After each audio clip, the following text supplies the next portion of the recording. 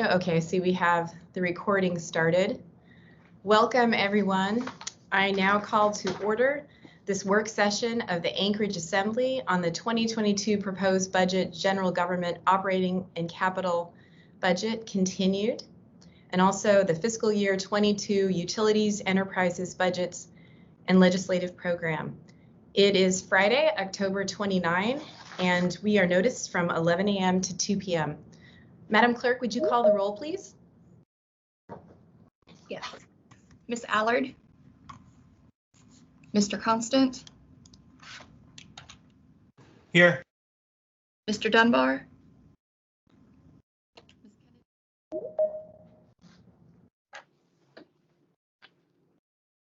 Ms. Kennedy? Here. Ms. LaFrance? Here. Ms. Verdia? Here. Mr. Peterson? Present. Ms. Quinn Davidson? Mr. Rivera? Present. Mr. Weddleton? Ms. Zalatel? Here. You have quorum. Thank you, Madam Clerk. And just a reminder for folks to put themselves in the chat if you have questions, and to see Mr. Dunbar is here as well. Before we move on, I just wanted to thank Ms. Bonzoff for leading us through last Friday's work session and also for moving us through the remainder of the budget review today. So thank you, Ms. Bonzoff, and I will go ahead and turn it over to you.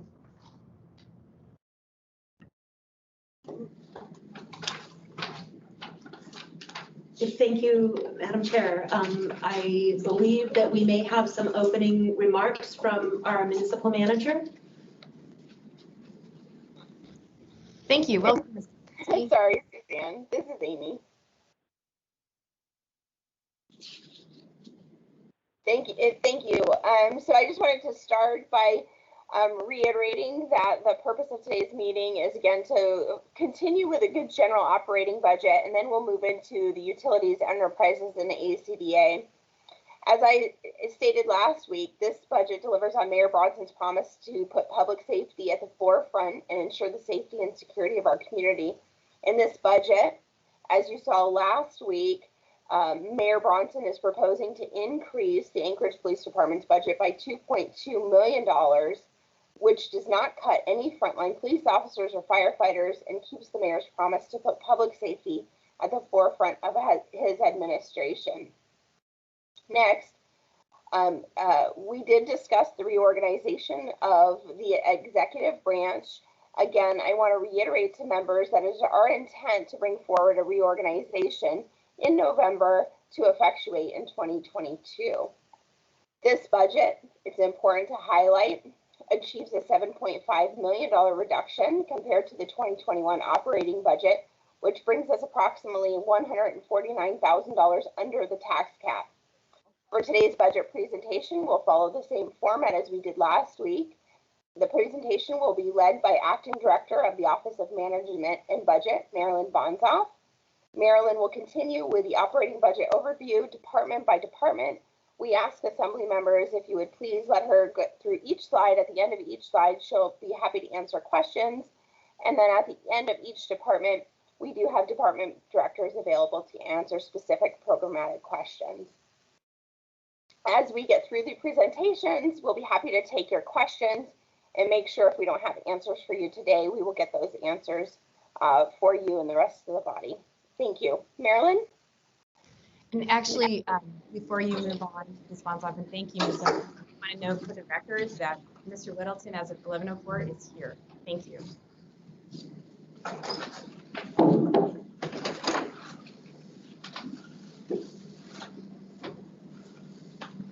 Thank you, Madam Chair. This is the second, as the municipal manager indicated, this is the second work session for the 2022 proposed budget that was submitted to the Assembly and available online on October 1st. Thank you, members of the Assembly and members of the public, for your time. And thank you to the department directors and department staff and the OMB staff for your continued hard work and contributions to this budget and ongoing operations of the municipality. In this work session, we plan to present details of the operating, capital, and alcohol tax budgets for the general government departments and operating and capital budgets for the utilities enterprises listed here, with the remaining departments already presented at the first work session that was held last week. The budget is an iterative process. In this budget, we did our best to make the best projections based on the best available data at points in time. That said, I think it is fair to state that we are likely to have some revisions on the revenue, debt service, and expense side in what we call the first quarter budget revisions that will occur in the spring of 2022, when we will set the actual tax rates for the year. That resulting budget will be then called the 2022 revised budget and will become the starting point for the 2023 budget. Just as the budget that sets the tax rate for this year, 2021, called the 2021 revised budget, is the starting point for the 2022 proposed budget. The budget documents are available at muni.org. Departments, go to the Office of Management and Budget, and then select the link for the budget type and the department that you would like to see.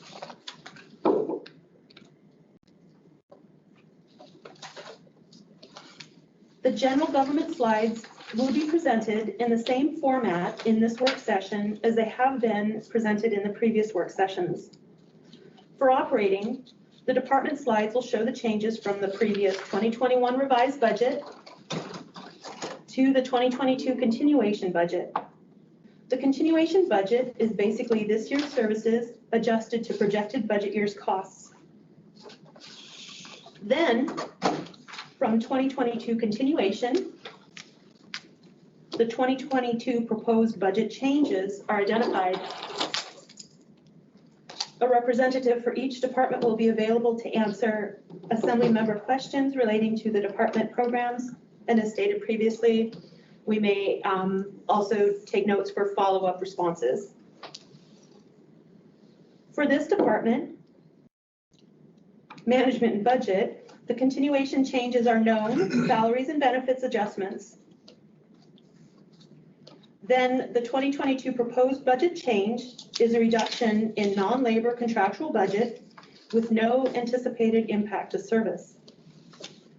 I'm here to represent this department and will now pause for any Assembly member questions.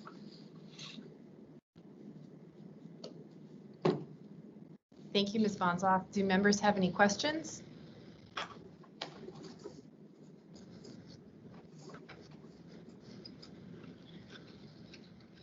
I don't see anyone in the queue if you want to go ahead and continue. Thank you, Madam Chair. Next, we have the Municipal Attorney. There is an operating and alcohol tax slide for this department. For this department, the continuation changes include the reversal of one-time items that were approved in the 2021 budget and also known salaries and benefits adjustments. The proposed changes include a slight adjustment for fleet and then the elimination of 3 vacant positions. Mr. Berg, the Municipal Attorney, is here to represent this department, and I will now pause for any Assembly member questions. Thank you, Ms. Bonzoff. Ms. Zelatel? Thank you, Madam Chair. So with regards to these eliminated positions, and I realize they're vacant, I'm a little bit concerned, particularly with the backlog on criminal cases, given the slowdown in jury trials and the court system, and just the pace of work that I understand law is doing. In addition, I guess I'd like to know where these cost savings are going. I guess to the extent that this department is receiving cost savings to eliminate vacant positions, I would rather see these funds reallocated into salary adjustments for the existing municipal attorneys, which are well below market for their experience. So if Mr. Burke could talk about what potential impacts there may be to the department and whether it was considered to provide salary adjustments to existing municipal attorneys. Thank you. And if I may just pause to note that Ms. Allard has joined us at 11:09.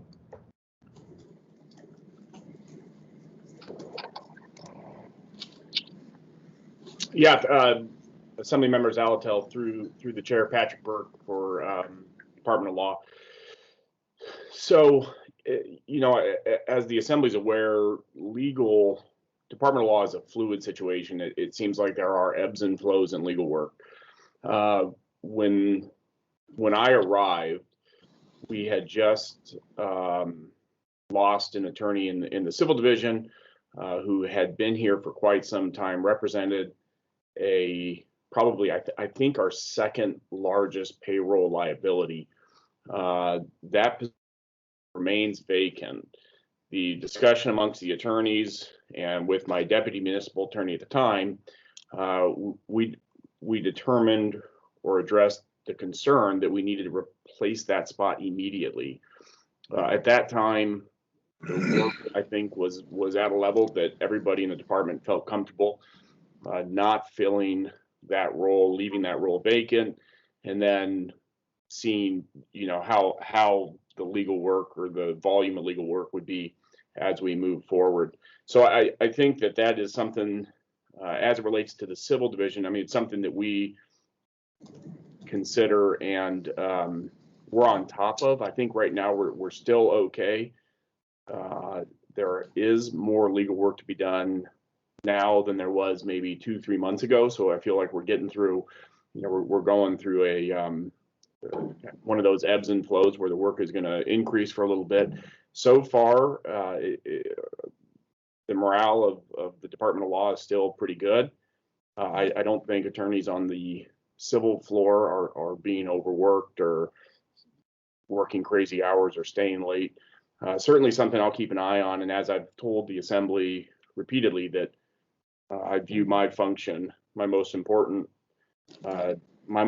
objective is to keep the attorneys happy, heard, you know, make sure that they feel appreciated, make sure that their burnout doesn't occur. And so I think we're in an okay spot right now. We're in a good spot right now, even with the reduction of the one attorney in civil. Turning to criminal, we continue to fill vacant attorney positions. We've had some turnover here just in the last month. The deputy municipal prosecutor, Aaron Bradley, went to the state. We are currently looking to fill that position. We've received 4 good applications, all from within the department. I think that position will be filled either late next week or early following week. We're also filling an open motions attorney. I discussed with the attorneys downstairs, figured out that a lot of their time was being eaten up with motions. We have some pro se litigants. Mr. Williams is one of them, and he files large volumes of motions, and they're taking up just a bunch of the line attorneys at the general trial unit's time.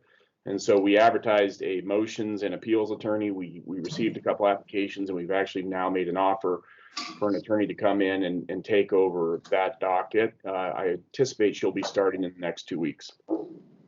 So right now, and morale and I think I've told Sarah Stanley this, you know, the criminal division, despite some of the things they can't control with the caseloads, they tend to be the happiest, most upbeat, cohesive unit, I think, in City Hall. I think that's give a lot of credit to Sarah Stanley. She's managed to keep everybody very happy, and morale is at an all-time high, despite a time when everything is uncertain. And as you noted, trials have been continued. Caseloads are getting high, but morale down there continues to be very, very upbeat. And so I take my hat off to Sarah Stanley. I think she's doing a great job.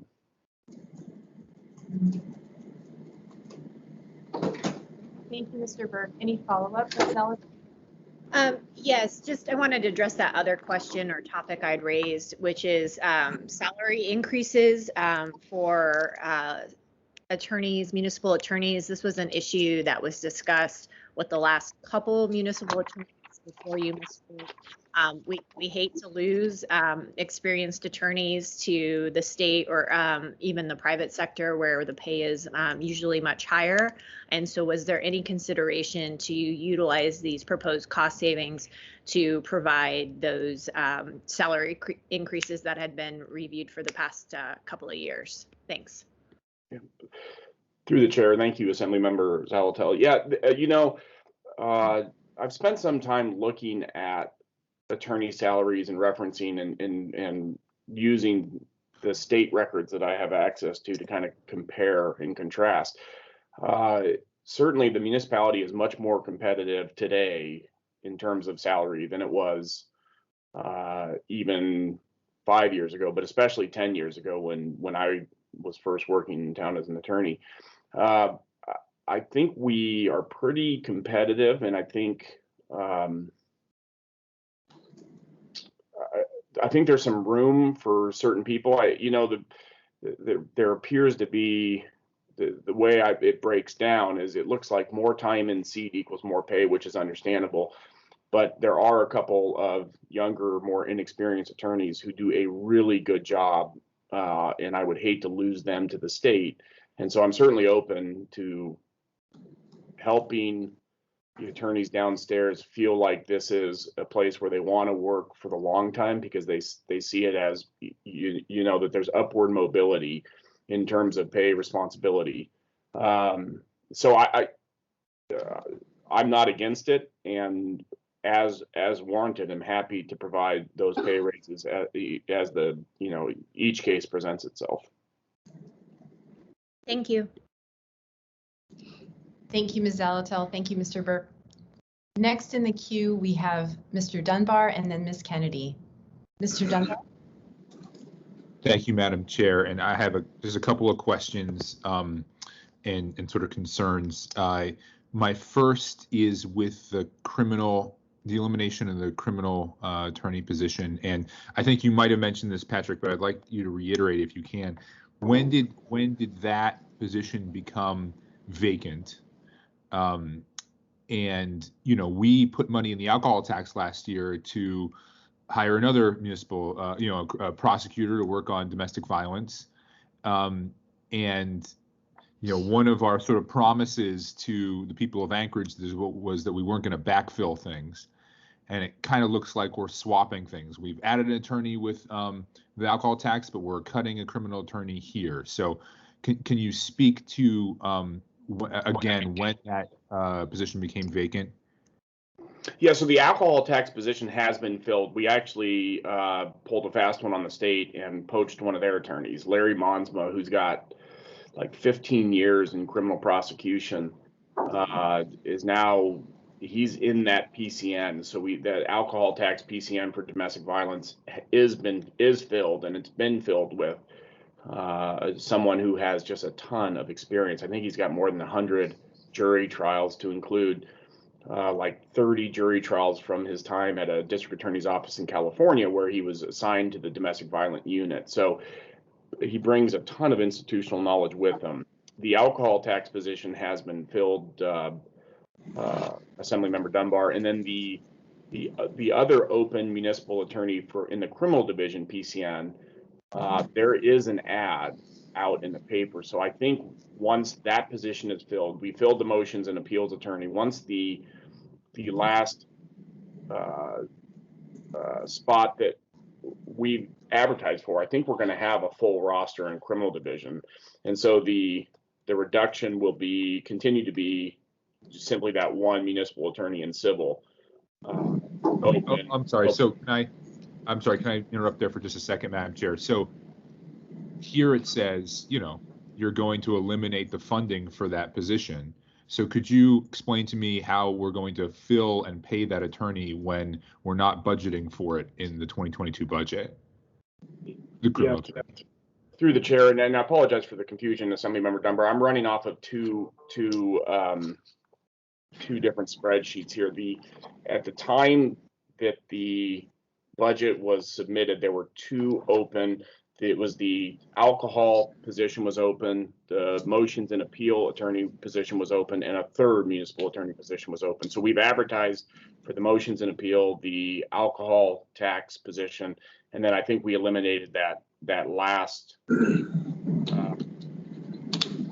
that third position. And then Aaron Bradley left, and so that's going to open up another PCM, because I think we're going to fill Ms. Bradley's position from within our division. So that third PCM that I was talking about that's currently being advertised, I think is anticipation of filling whoever takes Aaron Bradley's shoes, or Aaron Bradley's role.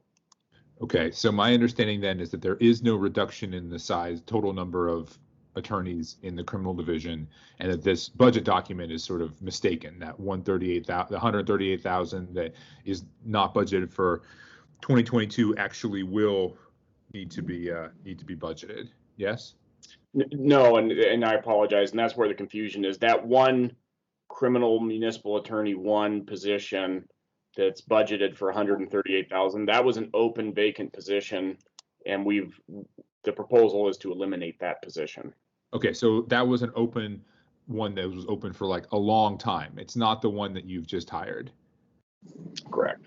Okay, all right. If you were able to maybe follow up afterwards and send me an email, just like when did that position come open? Because it's a little bit surprising to me that the municipal attorney, and I get why she did, not the municipal attorney, but the Ms. Stanley had advocated last year for a domestic violence attorney from the alcohol tax while we had a position vacant. I didn't realize that we had simultaneously a criminal position vacant at the time. So that's a little surprising to me. Then my question on the civil law side is, my experience with one other agency, it was a state agency, was that sometimes when you sort of understaffed attorneys in civil law, or the equivalent at that agency, it sort of forced you to increase the number of private attorneys or firms that you contracted with, and sort of ironically cost more. And so we saved a lot of money by bringing more things in-house and stopped using so many outside firms, right? Because outside firms are sometimes orders of magnitude more expensive. So do you have any concern that by not fully staffing the civil law position, or I'm sorry, by not hiring up all these civil law positions, that might increase the amount of outside counsel that we use? Thank you for the question, Assemblyman Dunbar, through the chair. I think the attorneys in the room know that, there's always that concern. There's always a concern that we're going to get 7 complaints in a 10-day period, and we just won't have the bandwidth to cover that, and we'll be forced to go outside. I will say right now we're doing fine. I think that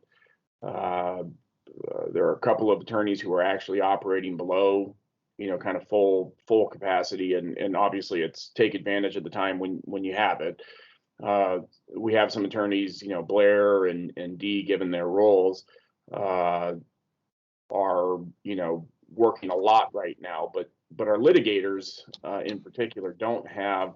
They have their, they have a full plate, but they're not at maximum capacity right now. So it is something that I am concerned with moving forward. At least I'll be aware of it, but not something that I feel justifies. I think we can continue to go without that PCN being filled, and not have it result in a reduction in services and or increased expense to hire outside counsel. Okay. Yeah, look, and if it does, I'm pretty vocal about morale and quality of life for everybody in the Department of Law, attorney and staff both. So if we do get to a point where the litigation team is being maxed out, or we're having to go out and hire outside counsel, and we're increasing our operating costs, and it could be solved by simply bringing in another municipal attorney. I'll be the most vocal person about it. Thank you, Mr. Burke. Thank you, Madam Chair. Thank you, Mr. Dunbar, and thank you, Mr. Burke. Next, we have Ms. Kennedy. Thank you, Madam Chair. I hope this wasn't covered in the midst of all this conversation, but I know when we had talked about the new body cam policy and the fact that APD is bringing on body-worn cameras, there was a conversation about the need for additional attorneys to both handle any kind of management of the recordings and certainly any kind of prosecution type of things. So my question was there any consideration in the budget for allowing for those positions? I think Ms. Stanley told us there might be the need for 2 attorneys to track that and for probably some additional secretarial support. So anyway, my question is in regard to, is there any reflection in this budget for handling a new workload because of the implementation of body-worn cameras? Thanks. Through the chair, Assemblymember Kennedy, thank you for the question. No, this budget does not contemplate the increased expense that will result from the implementation of the body cam policy. We've talked about it internally. I think it's very difficult to speculate what the increased costs or the burden in the municipality might be. We've reached out to other police departments and municipal attorneys' offices with similar size to try to figure out how many attorneys and what the increase is. But the challenge is that Alaska's privacy laws are much different than I think Fort Collins, Colorado, and then there was either New Mexico or Arizona. There was a police department of similar size servicing a population similar to Anchorage's. But the privacy stuff, the Alaska's privacy laws are much different than Colorado's, and I think it was New Mexico. And so it was comparing apples to oranges. I do think that it's going to increase the amount of work needed, I think both civilly and criminally, and at a staff level. So both, at the attorney level and the staff level, the body cam policy is going to increase pretty dramatically the amount of work that's going to need to be done to keep up with both the privacy redaction side of things and then also on the public records request side. So this budget does not contemplate or have room for what I anticipate is going to be a large burden once that policy is implemented. A financial burden. Financial burden. Okay, thank you. So at this point, because the policy probably won't, and the body cams probably won't even be implemented or, in position until sometime next year, you're just kind of taking a wait and see approach and then you'll adapt accordingly. Is that fair? Yeah, through the chair, that's correct, Assemblymember Kennedy. And we are working, the Department of Law is working through Blair Christensen, who works with APD. We're doing our best to figure out some. Right now, we just can't be anything more than speculative. So we continue to work on it to try to identify, something that we can present both to the administration and then through the budget process to the assembly. But right now, it's so speculative that I didn't feel comfortable putting it in this budget proposal. Okay, thank you. Thank you, Madam Chair. Thank you, Ms. Kennedy. Thank you, Mr. Berg. Next, we have Ms. Zelatel and then Mr. Constant. Thank you, Madam Chair. Just a follow-up as we've talked through this. It sounds like there's quite a bit of ebb and flow and some unknowns moving into 2022 with regard to the Municipal Attorney's Office.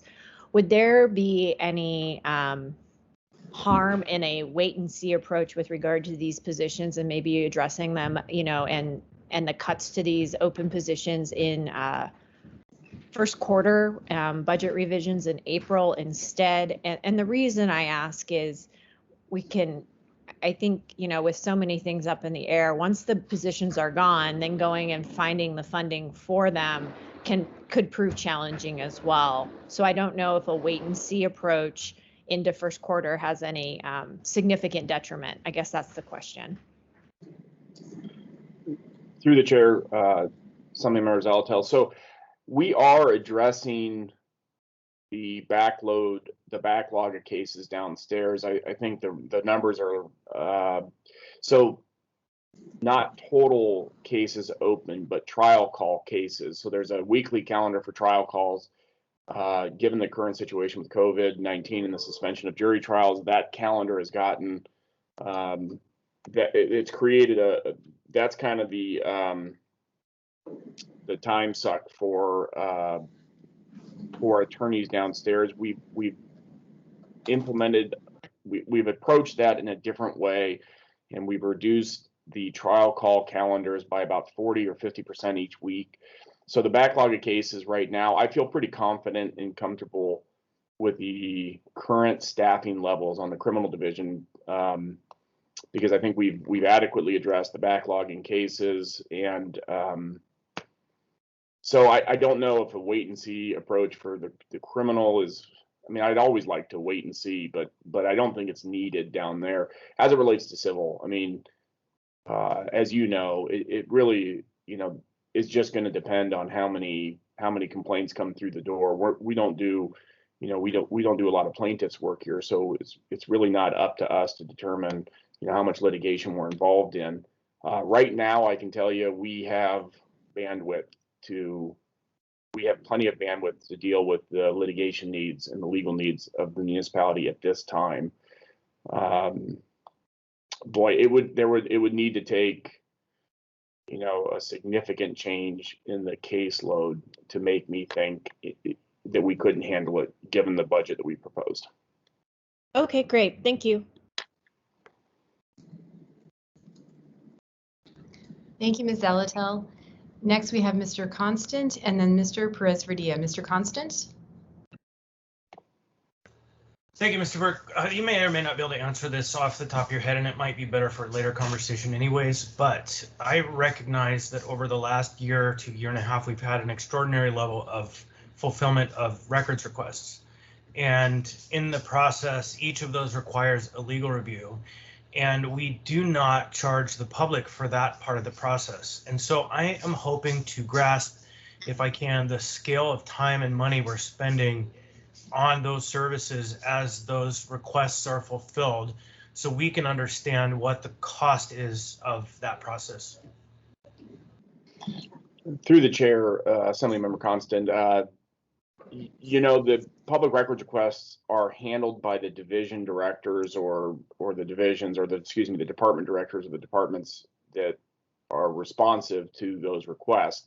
Law has stepped in to provide, guidance on questions that may arise, and then we do a review of the records to make sure that there is no privileged information or attorney-client stuff and executive privilege stuff. So we ultimately do go through the records. You're right. There have been some pretty low, I'd say some records requests with a broad scope of recent. We do not increase the amount of, attorney's time or IT's time. I think it's $40 under the code. And we do not contemplate, a larger fee for attorneys' review time. Thus far, Jessica and Todd are kind of our two public records folks. They don't seem to be, they have plenty of bandwidth to do other things. So we haven't got to a point where, I have an attorney solely dedicated to the public records request stuff. If we got there, I'm happy to hear all thoughts on how to move forward. Yeah, so if I might just jump in, I think it would be great to do some form of tracking or benchmarking so we can understand the actual time, because clearly at $40 an hour, we're not recouping that time in any way. And so I just want to have us put on a pin on beginning to understand the cost. Yeah, through the chair, Assemblymember Constant, I think that's a perfectly fine idea, and I'm happy to do it. It won't take much to get a spreadsheet together and ask Jessica and Todd, and then when I'm reviewing stuff, to just simply kind of bill our hours for that. Not bill, but to keep track of our hours, and then maybe we can check back in here in a couple months and actually figure out how much time is going into those responsive documents. Thank you. Thank you, Mr. Constant, and thank you, Mr. Burke. Mr. Perez-Verdia. Thank you, Madam Chair. Thank you, Mr. Berg. I want to circle back on the topic of body cams, and I'm hearing something that's concerning me a bit, and that is that is the statement that it is going to be a significant increase in personnel time. However, there's not been an estimation of what that is, and that has not been put into the budget. And the concern I have is that it's my expectation that this policy will be passed relatively soon, and that these body cams will go into action this coming year. And so I guess I would just ask, even though it sounds like it may be a challenging thing to predict, I would really ask that we try to do it. We try to predict what you think that additional cost is going to be, and that we project that into the budget so that when these cameras go into effect, we're ready and we have the staff and the support ready to do it. Because my concern is that it will create increasing the delays if we don't, and that we'll have them trained and we'll have them ready to go, but we won't have the legal department ready to go to support the work. So I guess I would just request, if possible, for you and your department to make an attempt at trying to estimate what that would be, and for us to include that in the coming budget so that we're ready to support that voter approved action and we do it right. So. Through the chair, Assemblymember Perez-Verdia, I certainly appreciate the concern and the request.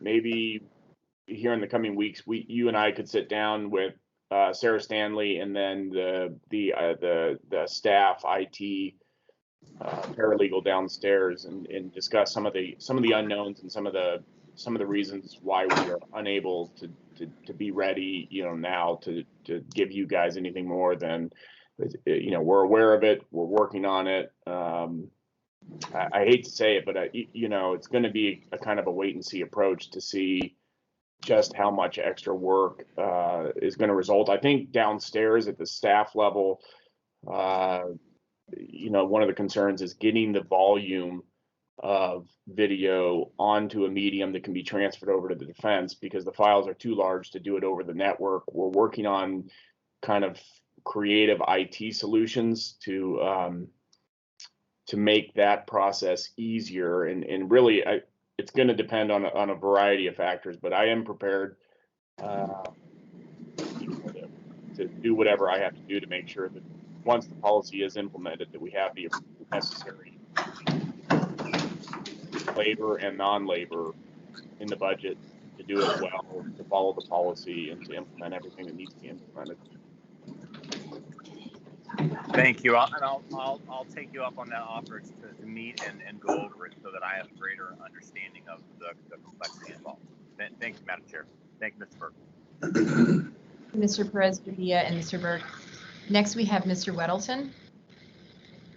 Thanks. I thought I'd add to the list of great unknowns. And so, at some point next year, there should be a redistricting plan put forward. And I understand that those are often challenged in court. So if that happens, how does that involve your office, and what would you do to deal with that? Through the chair, Assemblymember Weddleton, it's not something that I've looked at or considered. My knee-jerk reaction would be that I think that's one of those situations where we likely consider outside counsel, somebody with specialized knowledge. I know we have an attorney here in office that's kind of following the process and is our resident expert. I can't remember if that's Quincy or Jessica, but certainly happy to put it on my list of things to flush out and get you guys some answers here in the next couple of weeks. This is Constant. I'll jump in and say Jessica is the one who's supporting the committee in its background work. Great, thank you. Thank you, Mr. Weddleton. Thank you, Mr. Burke. I don't see any members in the queue, and I know we are a little bit behind schedule here. So I think, Ms. Bonzoff, we can go ahead and move on. And thank you, Mr. Burke. Thank you, Madam Chair. Continuing with the Municipal Attorney Department is a slide showing the alcohol tax funded activity with only a continuation adjustment of known salary and benefits of positions in 2021 revised to 2022 proposed. I will now pause for any Assembly member questions for the department.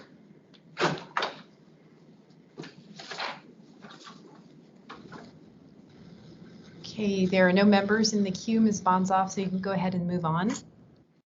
Thank you. Next is the Mayor's office. There is only an operating slide for this department.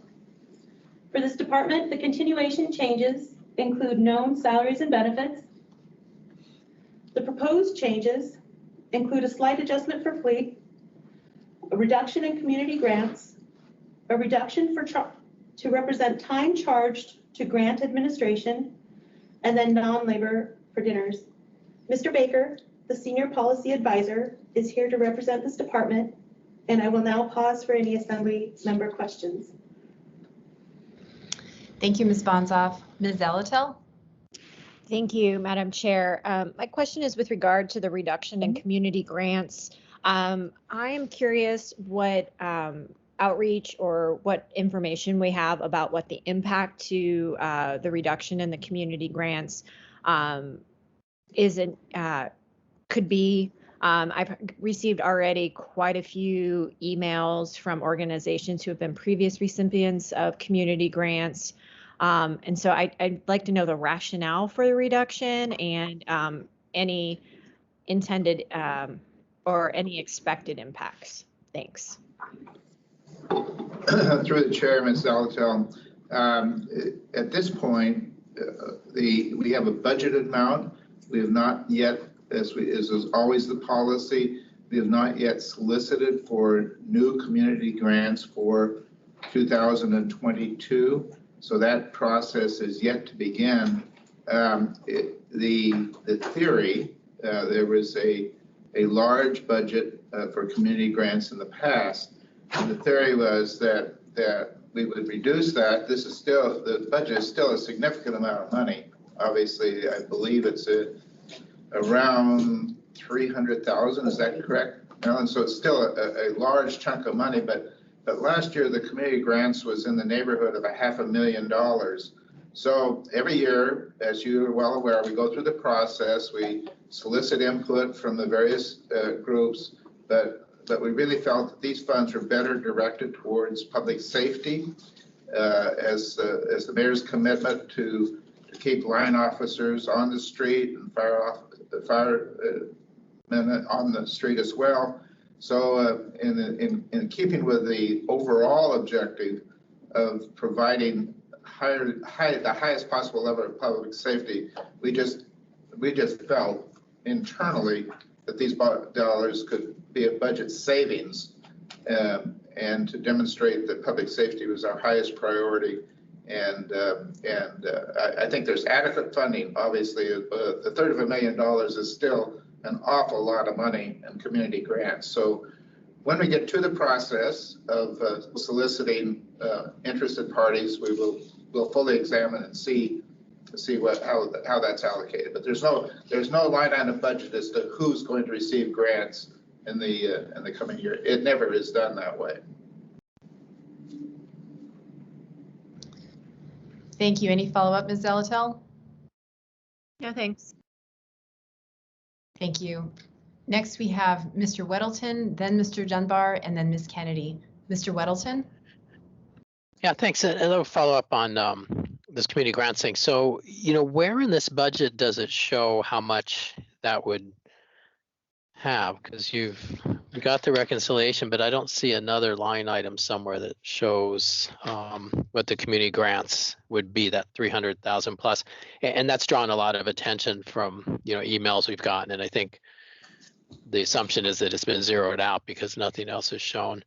And then the next line on page 4, reduce labor for time charged to grant administration. And so is that, it seems a little odd if that is just because of the reduction in community grants, and it's a larger number than the community grants. That doesn't sound quite right. So what is ending with this decrease in grant administration? And what does that work apply to? Okay, I'll let Ms. Bond, so if she has the detail, address that for you. Thank you, Mr. Baker. Mr. Weddleton through the chair. Weddleton. For your first question, I believe it was the where does the budget for the community community grants, where is it featured? This graphic that we're seeing here is just the changes from 2021 revised to the proposed budget. The actual total amount of the community grants program is available in the full budget document that's online in the mayor's section. It is combined. The mayor's office is just showing one division, but it is combined in the contractual other services line. And it actually is about, for that component, it's about $480,000 actually, still remaining after this reduction is made for that category. May I go on to the next question? Yeah, that was good. Thanks. Thank you. The question in regards to the reduction for the labor for time charged to grant administration, that is actually not in reference to the community grants administration. It's actually in reference to some of the larger grants we're getting from the federal, from the feds, such as the ARPA, et cetera. And so where there may be some existing staff in the mayor's office, and if they dedicate time to administering those grants, that would be reflected. That's what this reduction reflects. Okay, so if I went and looked at details online, I'd see that there's probably still some money for grant administration. It's just this amount decreased from last year. Is that correct? Through the chair, Mr. Weddleton, I do believe this is a new grant administration. So to my knowledge, there is no existing line for administration for the community grants. It's just something that's absorbed by the existing staff. The line. I understand that, but this one for the grant administration for the ARPA and CARES Act, is there still some money in the budget for administering those grants? This actually shows the movement of the cost of that administration being charged to the grants.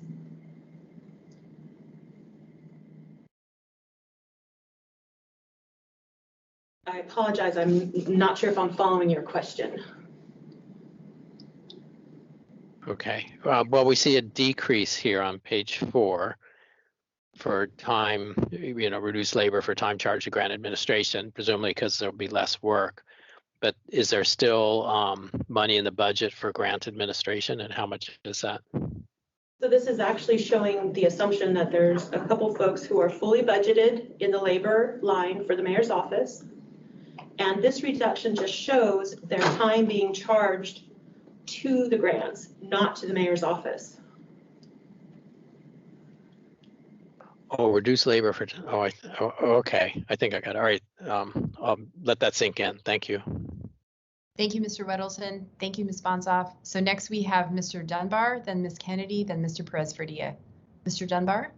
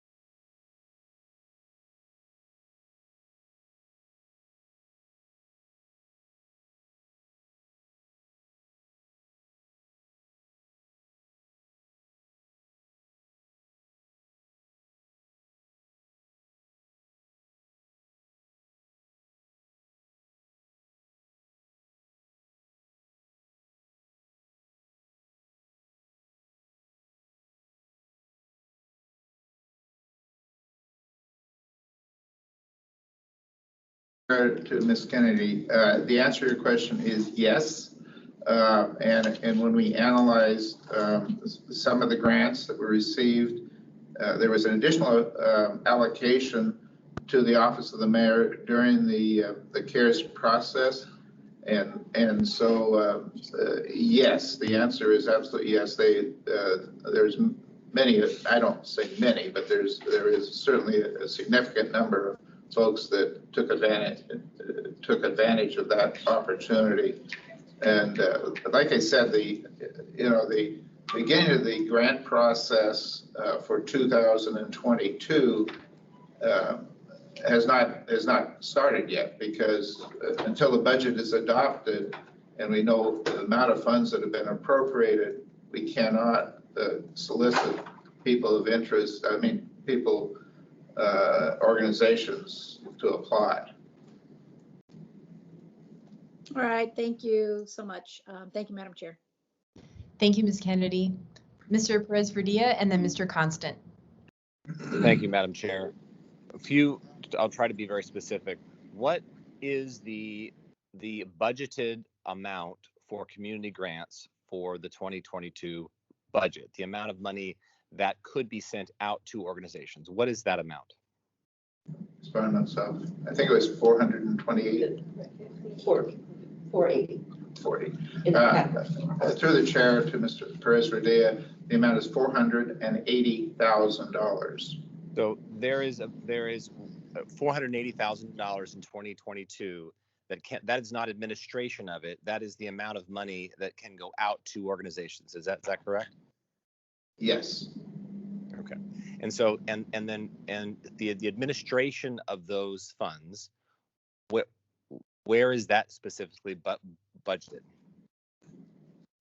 In the Office of the Mayor. Okay. Thank you. That was the question I had. I appreciate it. Thank you, Mr. Perez-Verdia. Mr. Constant? I think I'm going to withdraw my question for now. Thanks. Thank you, Mr. Constant. I don't see any other members in the queue. So Ms. Bonsoff, if you want to go ahead and continue. Thank you, Madam Chair. Next, we have equity and justice. There is an operating and an alcohol tax slide for this department. For this department, the changes include known salaries and benefit adjustments, the transfer of equal opportunity to be a division in the municipal manager's office, and then the movement of equity and justice to be fully funded with the alcohol tax ongoing. I will now proceed to the next slide. Ms. Bonsoff, I've got a question for you from Ms. Zalatel. Yes. Yeah, and the next slide's fine. I mean, it's related to kind of both. I think with the position moving fully funded within the alcohol tax, I'm concerned about this move. When we created the Office of Equity and Justice, I believe we specifically said it would be half funded. But, if you consider the dedication language in the ballot proposition that passed, can you explain specifically which of the three buckets this one fits in for the alcohol tax, and also how it's not really a replacement of operating funds or operational funds that had existed in the operating budget? I'm a little bit concerned on both those fronts. Thank you.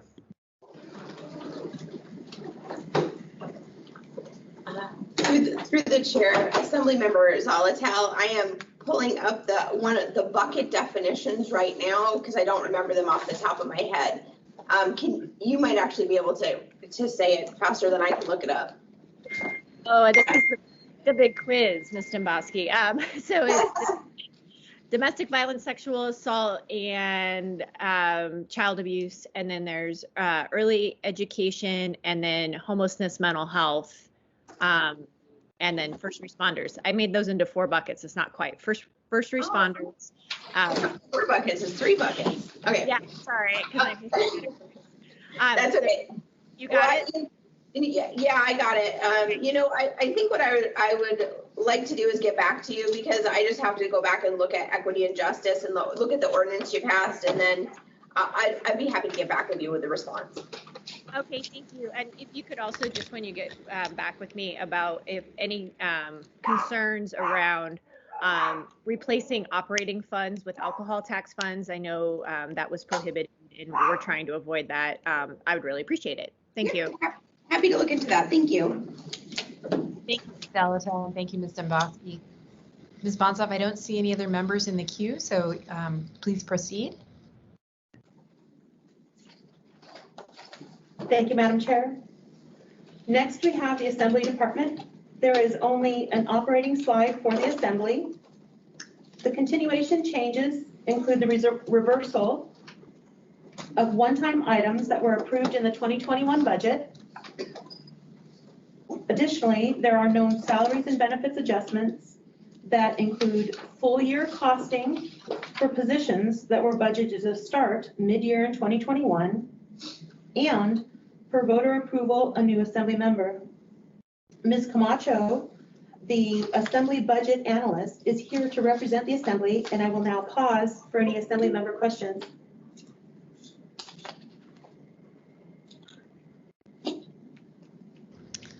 Thank you, Ms. Bonsoff. I don't see any members in the queue, so I believe you can move on.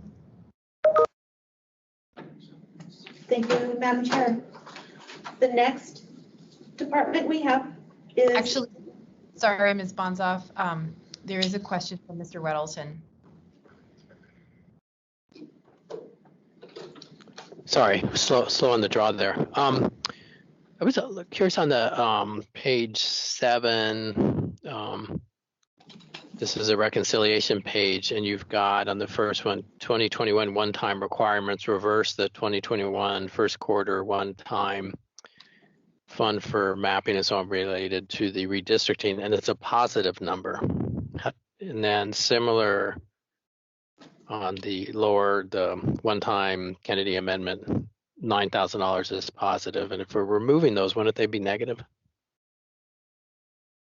Through the chair, Mr. Weddleton, those two amendments were actually using Assembly members' budgets for other purposes outside of the department. And so we are now putting back those budgeted amounts because that purpose is no longer in the other departments or where they were budgeted for these amendments. Oh, I see. Okay, thanks. Thank you, Mr. Weddleton, and thank you, Ms. Bonsoff. And there are no other questions, so please go ahead and proceed. Thank you, Madam Chair. Next is the Equal Rights Commission. There is only an operating slide for this department. For this department, the continuation changes include known salaries and benefits adjustments. And then the proposed changes include a slight adjustment to reclassify an investigator 2 to an investigator 3, and also a reduction in non-labor. Ms. Anderson, the director of the Office of Equal Rights Commission, is here to represent this department, and I will now pause for any Assembly member questions. Thank you, Ms. Bonsoff. Do members have any questions? Seeing no one in the queue, we can go ahead and proceed. Thank you, Madam Chair. Next, and the final general government operating slide is internal audit. There is only an operating slide presented for this department.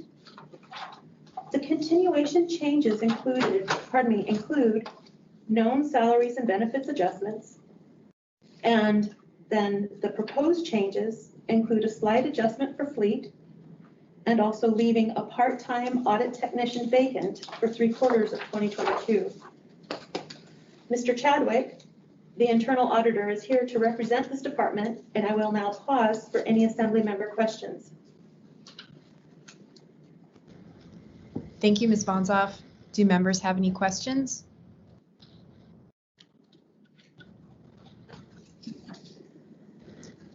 Seeing no one in the queue, we can go ahead and proceed. Thank you, Madam Chair. So, as I stated, that concludes the general government portion of our presentations.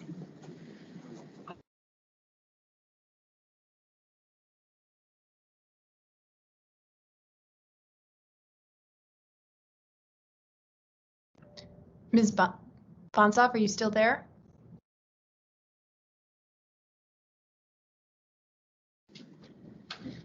Hello? Hi, Ms. Bonsoff. Yes. It sounded like it cut out there. Maybe that was just on my end.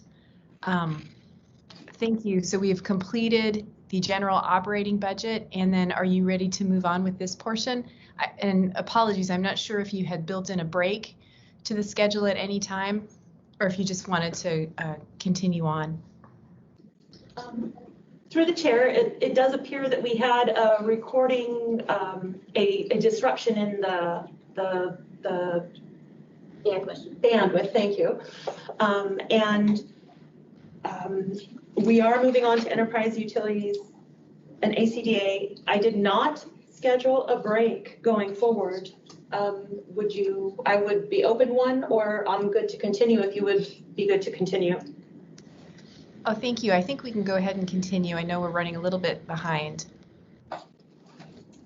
Much appreciated. Thank you. We will now move on to the municipally owned utility and enterprise departments and the Anchorage Community Development Authority, ACDA, also known as ACDA. For the majority of each of these entities, we will be presenting 4 slides that are excerpts from the data that is available online. First, an operating slide that is in the same format as the general government operating slides that walks through the changes from the 2021 revised budget to the 2022 proposed budget. The second slide is usually the statement of revenues and expenses that shows columns of the last full year of completed actuals, current year 2021 pro forma and revised budget, and the 2022 proposed budget, and changes from each for revenues and expenses. The third slide is typically an 8-year summary that shows columns of the last full year completed actuals, current year pro forma, which is essentially actuals plus projection for how the year is anticipated to end, and then data related to the 2022 proposed budget. The next 5 columns in the 8-year summary are projections that go out to 2027. These schedules typically include summary net income position, transfers to general government, including municipal and utility enterprise service assessments, dividends, debt, and rates, where most ratepayers are also municipal taxpayers, and performance and statistical trends. And finally, most departments will also have a slide for 2022 proposed capital improvement budgets in the same format as the general government operating slides.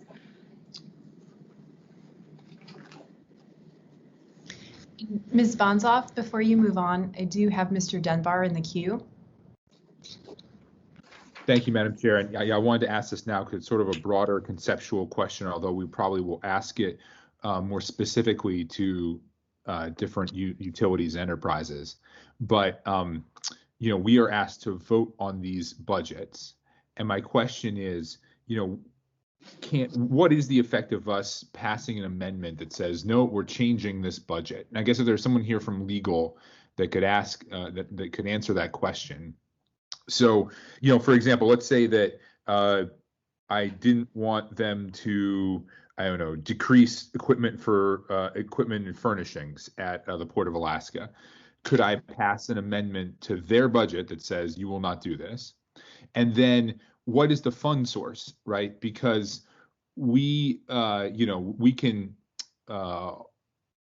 draw from different funds within the municipality when we are making changes at on the operating budget, or we could increase tax up to the tax cap, for example.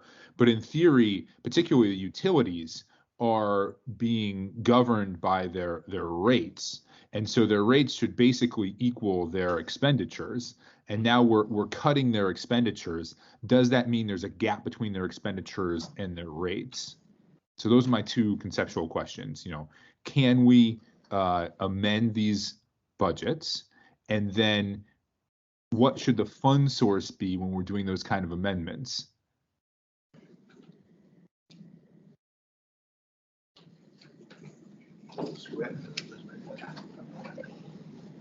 Mr. Dunbar, I think you directed your question to legal, and I don't know if Assembly Council's on or if legal is on, but I'm not hearing anybody answer your question. We're happy to, if you want the administration to respond, we're happy to get you an answer specifically.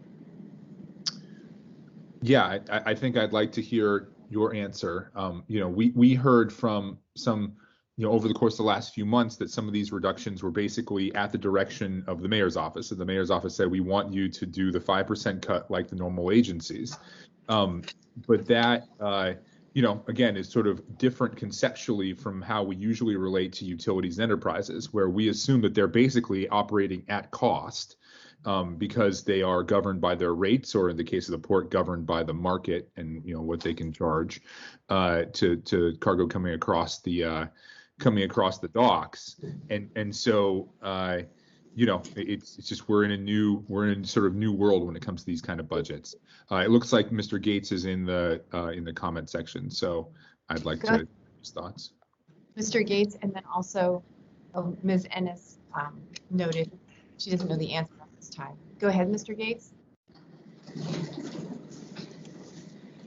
Yes, thank you, Madam Chair. And to Mr. Dunbar's first question, whether legally that you can amend this part of the budget, for example, not decreasing equipment and furnishings by the 23,985 listed here. And in my opinion, the charter's pretty clear and the code that you can do that amendment legally. And I think, and that's without researching, and perhaps I'm a little biased to be Assembly Council, but I believe you have that authority to do so. I don't know of anything in our charter or code that says you cannot. And I think that it's much more of a practical and financial question, like you identified in the second part. And I can't answer that part. That would need to come from some people with financial expertise and utility rates and what they cover and the gap and all that. So that said, legally, yes. Thank you, Mr. Gates. Mr. Dunbar, did you have any follow-up? No, I mean, I suppose if these cuts imply that there is some gap in essentially fund balance between the rates being paid or the revenue of the different utilities and enterprises and what they are now, expensing, we need to see that so it can potentially be a fund source. And, it might make more sense that they do have some kind of operating capital that they roll over year to year. But again, I think it's an important question is some of these I think we're going to want to amend. We need to know what the fund source would be. Thank you, Madam Chair. Thank you.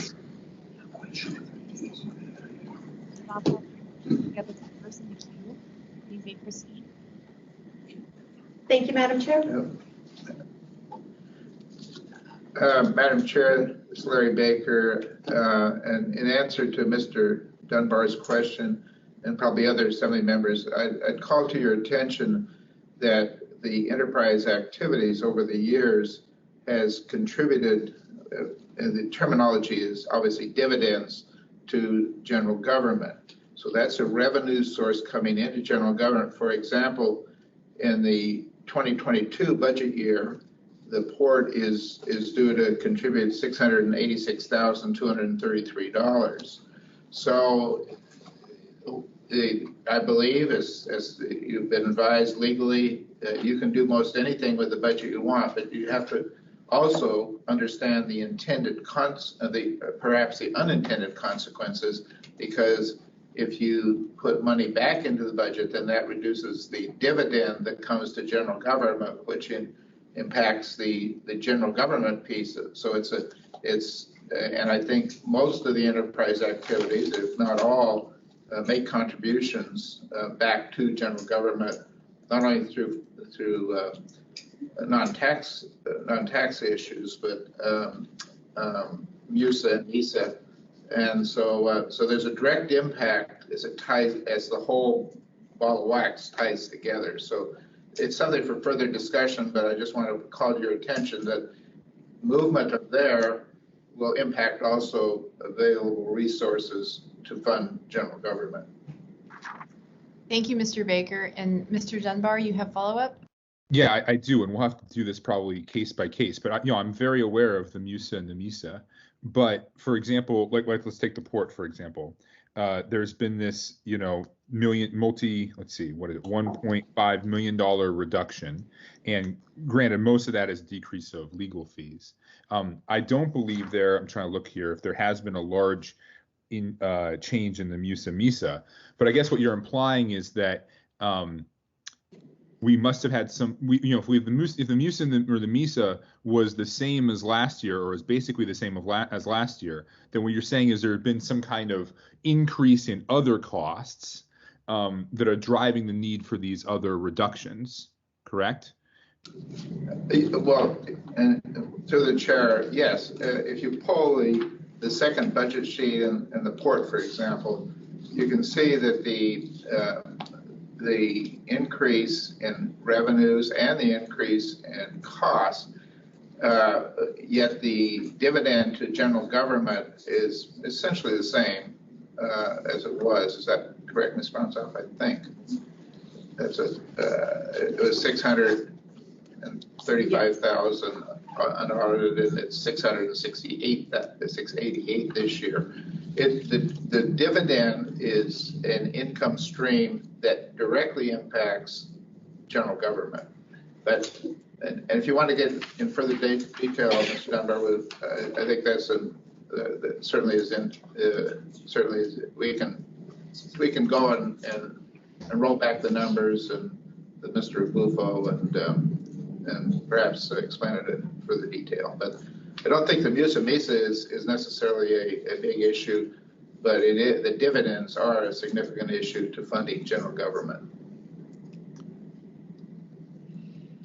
Thank you, Madam Chair. Thank you, Mr. Dunbar, and thank you, Mr. Baker. Okay, I don't see any other members in the queue, so Ms. Bonsoff, if you'd like to go ahead and move forward. Actually, Mr. Peterson is in the queue. Go ahead, Mr. Peterson. Thank you, Madam Chair. And I was just looking at the decrease in legal fees and the lobbying budget also being decreased from the port. So we've had this ongoing lawsuit to try to, get funds from the federal government that was supposed to be managing the rebuilding of the port. And so I'm looking at the decrease in legal fees. So are we expecting that court case is going to be finalized here before the end of the year, and we won't be needing outside counsel for that case next year?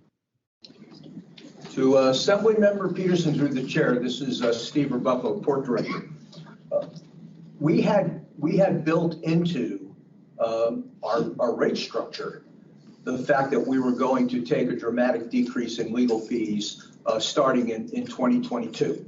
And reason being is the trial is over. All the material that the judge needs to make his decision is in the judge's hands. We're just sitting back waiting for his ruling. So in working with Bob Owens, who's the legal counsel who's been assigned as our liaison to the outside counsel, we sat down and looked at what kind of a reduction can we make in legal fees in the upcoming year that aren't going to put us in a trick if we have to go back to the outside counsel. And this was the number that we came up with as the best way going forward. Now, attached to that, ironically enough, is the decrease in travel, because that part of the travel budget was set aside for Bob Owens. When it was time for whenever he was needed to go liaise with the outside counsel, it's so much cheaper to pay one guy to go to 5 than it is to pay 5 guys to come to us. So looking at what it is we anticipate to be legal fees as they're related to the lawsuit going into 2022, this was a reasonable reduction to make. And we built this also into the rate structure we have down here at the port. So we're not going to be collecting a whole lot of extra money that would have gone to pay these legal fees. we anticipated a reduction this year, and the rates that are in place now are such that there's no requirement to or there's going to be no opportunity to have a little extra money that comes out of it. They've been adjusted to make this match. Okay. All right. Thank you, Steve, and thank you, Madam Chair. Thank you, Mr. Peterson. Ms. Zalatel? Thank you, Madam Chair. Could you explain the reduction in lobbying fees? I'm surprised to see that with infrastructure pending at the national level and us working toward the next phase of the port modernization project, which will probably require either significant state and or federal contributions. I'll try. Thanks. And through the chair to Assemblymember Zalatel. The lobbying fees were one of those expenses at the port that fell into what we call the non-discretionary expenses, which means we are one of probably several enterprise and utility departments that were contributing to a lobbying budget for the municipality. And this was a reduction that we're taking by direction, and we're happy to do it. There's a grander plan that isn't ours, and the port has never independently of the municipality hired a lobbyist to do anything. Okay, I appreciate that. So maybe the administration could speak to, is there an overall reduction in our lobbying efforts, or just you're going to secure lobbying services that would include the interests of the port at a lower rate? Through the chair, Ms. Zalatel, there's an overall strategy to try to consolidate and actually save funds for the various lobbying entities. You saw recently before you a contract for Wendy Chamberlain, and as you will recall, that amount of money was significantly less than what had been budgeted in the past. So as like in any other thing, we're analyzing that carefully. We're looking at each and every contract and saying if we can provide excellent levels of service for less money. So that's an ongoing discussion, but we're trying to look and determine exactly which entities are receiving funding and how we could best effectuate the program going forward at less cost. Okay, I appreciate that. So still a robust effort on behalf of the port? Is that the punchline though? Yes. Okay, awesome. Thank you. Thank you, Ms. Zalatel. Mr. Weddleton? So thanks. So I guess following up on the way, looking again at, so page 20 with the reconciliation. So will there still be money, for example, in lobbying? This just shows the decrease. I think the answer is yes. The answer to the question, Mr. Weddleton, is yes. Sorry, Madam Chairman. Okay. And is that shown on these pages in this binder, how much that would be? Ms. Barnes, please. Mr. Buffo. I'm looking now to see where we. I would have to get that data. We need, Mr. Weddleton, we would need to get back to you on specifics. Okay, and just I guess expanding from that, since I'm on the line, I think earlier you'd mentioned that some of these things, the details are in the budget posted online. So I went online, and the only thing I could find quickly was exactly what we have in our binders and not something with more detail. So if there's more detail, maybe you could email us links or some way point us to that. Thanks. If I could maybe make a suggestion to Assemblymember Weddleton, in the port's budget, lobbying is captured underneath the category of operating expenses called contractual/other services. So there's still there's still a dollar amount there. So that's where it would come from.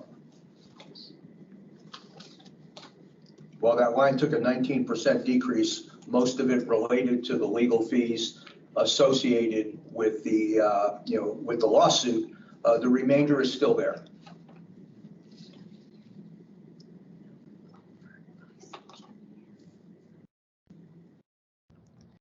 Oh, thank you.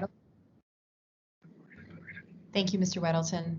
So Ms. Bonsoff, we may have jumped the gun on questions on this slide. I don't think you had walked us through it yet. Do you have anything else? Madam Chair, if you're okay with me taking advantage of that, no. Do you remember any other questions on this slide? Or I don't see anyone in the queue. I think we can go ahead and move to the next one. Thank you, Madam Chair. The next document we're presenting is the Statement of Revenues and Expenses. It's the second slide for the port. If I may address Mr. Weddleton's question, the hard copy documents that the Assembly received are what are provided online. And this document, the slides that we're presenting for each department are also excerpts from the data that's the documents that are available online. This Statement of Revenues shows kind of a larger view of the details that we saw on our previous slide. And it shows columns for the last full year of completed actuals, current year pro forma and revised budget, 2022 proposed budget, and changes for each revenues and expenses to get to net income, and then to get to the appropriation amount, which is an adjustment by removing the non-cash items. The total 2022 proposed budget for the port is $23,328,284, which is a reduction of about $1 million from 2021, as presented in the previous slide. And I'll pause for Assembly member questions. Do you remember questions? Seeing no one in the queue, Ms. Bonsoff, I believe you can move on. Thank you, Madam Chair. The third slide for the port is what we call the 8-year summary. It shows columns of last full year of completed actual, current year performance, and then 2022 proposed budget with the bold outline, and then projection columns that go out to 2027. The slide shows summary of the net income position, transfers to general government, including municipal utility service assessment and dividend, the cash position with construction cash pool increasing from borrowed debt, which will be used for port capital projects in future years, and then assets, debt, rates, and statistical and performance trends. And I'll pause for Assembly member questions. There's no one in the queue, Ms. Bonsoff, so you may go ahead and keep going. Actually, Ms. Kennedy has a question. Thank you, Madam Chair. Thanks for catching that quickly. I was trying to hurry too, but anyway. So Ms. Bonsoff, just so that I understand kind of how money is moving, in the revenue column, obviously that is a smaller amount than what's in the expense and transfer column. So when there's a deficit like that, the 7.7 million, does that end up then actually coming from that, either that the debt service or the construction cash pool, or anyway, how is that actually covered? And then with that same question, how is that construction cash pool or debt service account used in terms of helping to make sure that the funding is there for those expenses? Thanks. And through the chair to Assembly Member Kennedy, Steve Rebuffo, let me give this a shot, and then Marilyn will clean up what I understate. That $7.7 million that you see there in the parentheses is depreciation. And the way government budgeting works is, we put depreciation back in after all of the other accounting calculations take place. So it's just kind of one of those accounting things that really doesn't have a direct effect on whether or not we're making money or not. It's just one of those things. And so that's why we look like we are in better shape than it looks, because in government, we don't account for depreciation. Did I oversimplify that, Marilyn? I think that was sufficient. Okay. Thank you, Ms. Okay, thank you. Then could I? Ms. Kennedy, sorry. Okay, so then that kind of leads to my next question in terms of when you're talking about depreciation, we actually don't have any kind of change in depreciation for 2022 that's posted. However, we do in the out years of 23, 24, 25. So my next question then is, how is that depreciation actually reflected in this budget? And does it have anything to do with the assets being retired? Thanks. Oh, boy. Assets are fully depreciated. Yeah, and yeah, we're pretty much fully depreciated now. And the converse of that is going to happen, because as we bring new infrastructure online, you're going to see the value of the port's plant service go up pretty significantly, and that will probably decrease the size of that depreciation number at least for the first decade and a half before those kinds of depreciation figures begin to get factored back in. I look at that, I look at depreciation and I don't lose any sleep over it, because it's just an accounting exercise that doesn't have any reflection on anybody's ability to do their job.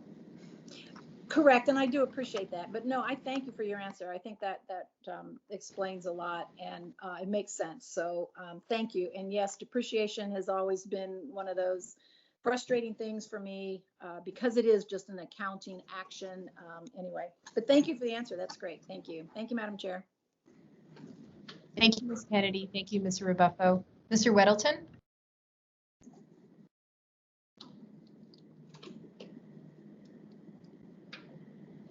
Well, thanks. So I noticed that a miracle happens in 2025.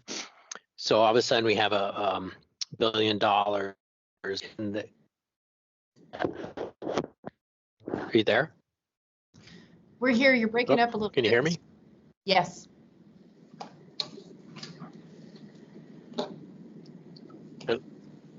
Oh, sorry. Can you hear me now? You're breaking up a bit. So. I just noticed in 2025, all this, I don't know what to do. Why don't I will call back. Can you go to someone else? Yes, we can do that. Mr. Dunbar? Oh, never mind. He already hung up, so we wouldn't hear the answer. But I'm pretty sure what he's going to ask about is the $1 billion new terminal we have in 2025. Thank you, Mr. Dunbar. I guess we'll just come back to this if that's all right with everybody when Mr. Weddleton rejoins. I'm back. Can you hear me now? I'm going to have to phone a friend to answer that one. Go ahead, Mr. Weddleton. Thanks. So in 2025, a miracle happens and we have $1 billion more. Can you tell me what's going on? Yeah, I'm going to have to ask for some help on that. We'll get back to you, Mr. Weddleton. Or actually, we have Cheryl's here. Cheryl's here. I brought my friend. I didn't see her behind the TV screen. So the $1 billion. Cheryl, can you just identify yourself for the record, please? Cheryl Beckham, Port Finance. So I'll just take a minute to explain. We included in the 8-year summary the anticipation of this debt, just to be sure that our capital budget that you'll see in your documents all tie together. So when you look at the capital improvements budget, you'll see in 2025 that that's the anticipated time. So these are all documents for information and for planning purposes. So that will tie to the CIB to show, yes, the impact, those are the years that we're expecting to incur debt. Public finance is working to schedule the debt, so it may not all be in 2025, but as far as our document and our projections to date, this is our best information today. Okay. My hope is someone else is going to pay for the port, but I guess you're pessimists. Contingency planning, Mr. We're just Yeah. planning, we're just putting it all out there so that we all have an Yeah. opportunity to do what we need to do to make it all happen. Yeah, we have learned to underpromise and overdeliver. Yep. All right. Well, that's probably good. Thank you. Thank you, Mr. Weddleton. There are no other members in the queue right now, so Ms. Bonsoff, if you would like to continue. The final slide for the, thank you, Madam Chair. The final slide for the port is the 2022 proposed capital improvement budget that is comprised of 5 projects. The 3 Port of Alaska modernization projects are proposed to be funded primarily with debt, and the Ship Creek boat launch repairs and storm drain enhancement projects are proposed to be funded with equity. The projects proposed to be funded with equity are included in the 2022 proposed appropriation documents, but the projects proposed to be funded with debt will be appropriated once the financing is approved. I'll now pause for questions. Any questions? I don't see anyone in the queue, so we can go ahead and continue moving forward. Thank you, Madam Chair and the report.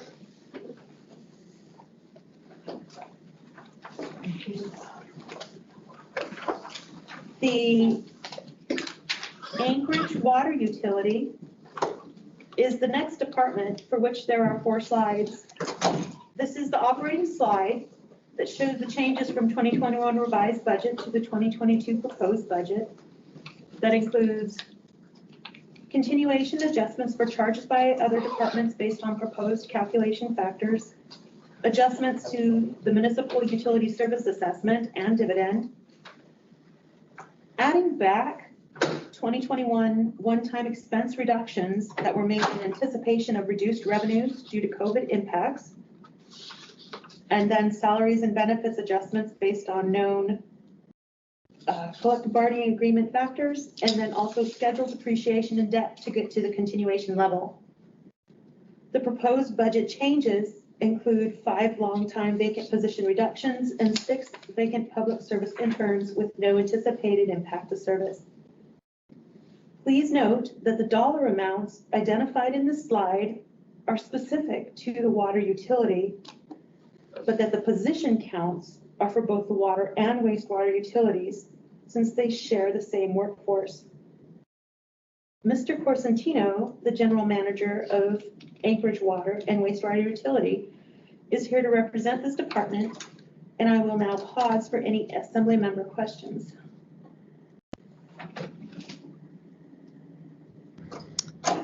Assembly members have any questions? Mr. Dunbar?